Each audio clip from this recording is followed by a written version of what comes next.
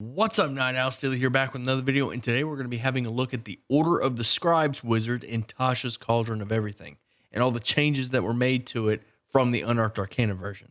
Among wizards, the Order of the Scribes wizard is the most bookish, and while every wizard loves their spellbook, the Order of the Scribe seeks to awaken their spellbook, give life to their spellbook, and have their spellbook as an actual companion on their adventures. To start with, let me just say that this wizard subclass is by far my favorite subclass for wizards. It's a proper generalist wizard. It covers everything. It's for those wizards that want to do it all, that want to collect all the spells, that want to cover all their bases. Whereas all the other subclasses are more specialized, like the necromancer is more focused on necromancy, abjuration.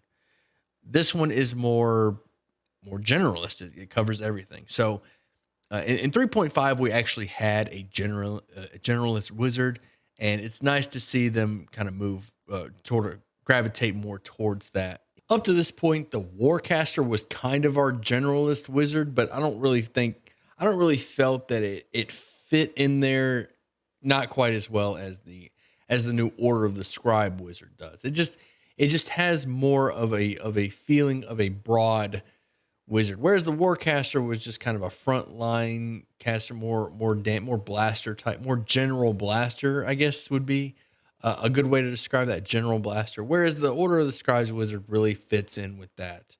I want to collect all the spells. I want to know all the things. A proper generalist wizard. So to start with, let's have a look at that wizardly quill, which they get at second level. As soon as they pick up the subclass, they get the wizardly quill, which they can summon as a bonus action. It's tiny, and it doesn't require ink. When you write with it, it produces its own ink of the color of your choice on the writing surface. This is exactly the same as it was in the Unearthed Arcana. No changes there. The next bullet does have some changes. In the Unearthed Arcana version of the Scribe Wizard, the gold and time it took to scribe a spell into your spellbook was halved.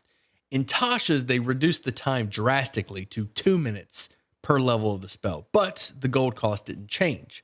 I actually like this. I actually like what they did with this one. Reducing gold is pretty easy to come by, especially as you level up, and having the time down to nearly nothing is awesome. You could just fill every scroll that you find. You could just throw it in your spellbook almost immediately. You know, in a couple of minutes.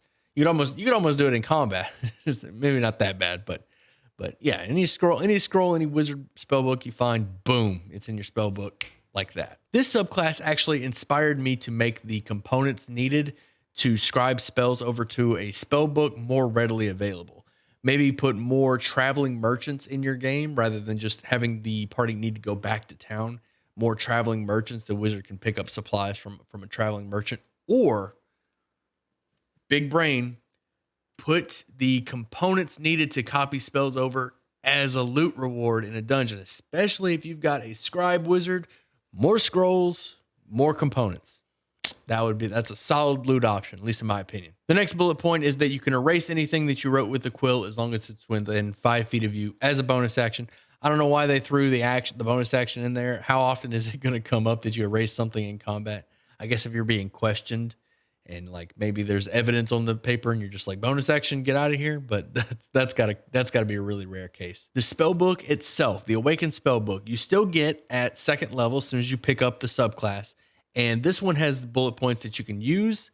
This one says that you can use the spellbook as an arcane focus. That's unchanged from the Unearthed Arcana. The second part of the wizard spellbook is that whenever you cast a wizard spell with a spell slot, you can change the damage type to a spell that is in your spellbook. Now, in the Unearthed Arcana, you could change it to any spell in your spellbook. Any spell, as long as you had that type in your spellbook, you could change any spell to it. In the Tasha's version, it has to share a spell level with the spell that you're casting. So you can't change fireball to lightning damage unless you have a third level spell that does lightning, like lightning bolt. And just a quick note here, it says the same level as the spell slot expended, not higher or lower. So it has to be spot on. You can't, even if you have a higher level, you can't use that one. That seems kind of odd to me. Maybe that's an oversight. Maybe that's intentional. I'm not sure, but rules as written, it says it has to be the same spell level in order to change the type. The last feature of the Awakened Spellbook is that once per long rest, you can cast a ritual spell using the spell's normal cast time. This is unchanged from the Unearthed Arcana. It's still once per long rest.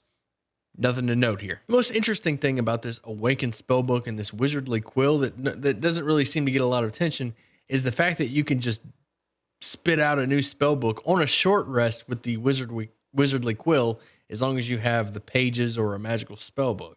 So even taking this Order of the Scribes spellbook away, they can still just boop, short rest. We've got a brand new spellbook ready to go. So an Order of the Scribes wizard will probably keep like lots of parchment and empty spellbooks to the side, just so they can just short rest, pop out a new spellbook. That's a really interesting concept.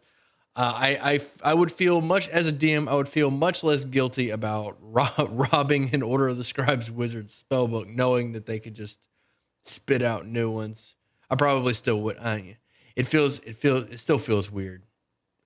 Trying to take a wizard spellbook away. I would never do that as a DM. I would hate it. So I probably would never do that. But you can, because on a short rest, as long as they have an empty spellbook, boom, brand new spellbook ready to go. They probably sell their spellbooks too. I don't know.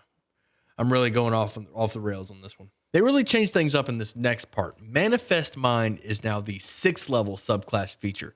It was the 10th level subclass feature in the Unearthed Arcana, whereas Scrivener was the 6th level. It has been switched. In Tasha's, as it currently stands, 6th level, you get Manifest Mind. 10th level, you get Scrivener. Manifest Mind lets you conjure the mind of your awakened spellbook in a location within 60 feet of you. You can hear and see through it. It's got dark vision. You can also cast spells through it.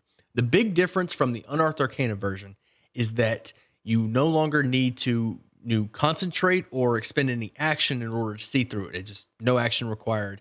You can see and hear through it. You can also cast spells through it. Another change is that they got rid of the AC and the hit points and all of that stuff. Now, the only way to get rid of this thing is with a Dispel Magic. It doesn't have the hit points, it doesn't have the AC, and you can also only summon it once per long rest. Master Scrivener, other than being 10th level now instead of 6th, remains completely unchanged from the Unearthed Arcana. You still get to create that spell scroll once per long rest. It goes away at the end of the long rest that can hold a 1st or 2nd level spell as one level higher. You also get to half the gold cost and the time in order to create scrolls, which I think is totally awesome. But it's completely unchanged other than that level swap. And finally, the 14th level subclass feature, One with the Word, is almost unrecognizable from the way it was in the Unearthed Arcana. Whereas in the Unearthed Arcana, if you were about to take lethal damage, you could spend a spell from your spellbook, lose that spell permanently forever with nothing but a wish capable of bringing it back to you. You could prevent that lethal blow. Now, I thought that was pretty harsh, and I actually covered that in a previous video when they came out with this Unearthed Arcana about this Order of the Scribes. Actually mentioned that seemed kind of harsh, having to preventing that lethal damage. I would much rather just drop unconscious and have a party member get me up, but I don't know. It's 14th level, so how often is that going to happen anyway? With the new one, when in Tasha's, you can prevent one source of damage regardless if it kills you or not. If you just take a big hefty chunk of damage, you can just use your reaction to prevent it, and you lose access to a spell in your spellbook. You can't even use scrolls of that particular spell, but you get it back in a D6 days. Also, it's 3d6 levels worth of spells, so it could be roll a 3d6, and you can choose that amount of spell levels. It could be one big spell or a couple of little spells. It's up to you. Obviously, the more spells you have in your spell book, the better. The better you're actually spending those spells. It's really defensive. I should also probably mention that you can only use that reaction to prevent damage once per long rest. Also, as an added little bonus, your spell book gives you advantage on arcana checks, which is it helping you remember magical lore. And that's it for the Order of the Scribes wizard. Those are the differences from the Unearthed Arcana version. This is definitely my favorite subclass, even though, in my opinion, it's pretty weak. Being able to change the damage type is nice. You can kind of work around those vulnerabilities and resistances. But overall, I think this subclass is on the lower end of the power level of the wizard subclasses. Maybe not as bad as transmutation or transmuter, but it seems kind of weak to me. But I still love the idea of being able to just copy all those spells over and you get that magical quill. This is definitely my favorite wizard subclass regardless of the weakness. The generalist wizard was my favorite in 3.5, and it's nice to see a proper generalist wizard brought over to 5th edition. I hope you enjoyed the video. If you did, you know how YouTube works. Hit those buttons, leave a comment down below. Let me know what your favorite wizard subclass is. Do you like the Order of the Scribes? What would you like to see done differently about it? If you want to be a part of this D&D community, make sure you join the Discord. Link in the description. Come by, ask questions. Let me know what you think. And as always, I'll see you at sundown.